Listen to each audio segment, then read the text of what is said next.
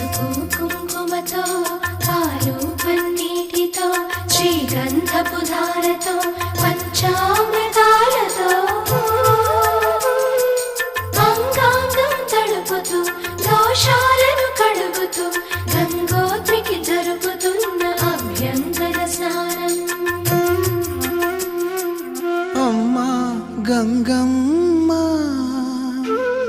కృష్ణమ్మకు చెప్పమ్మా కష్టం కలిగించొద్దని. యమునకు చెప్పమ్మా సాయమునకు వెనకాడొద్దని.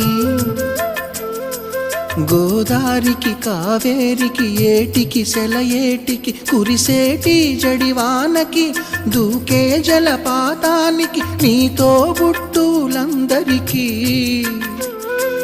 చెప్పమ్మా మా గంగ.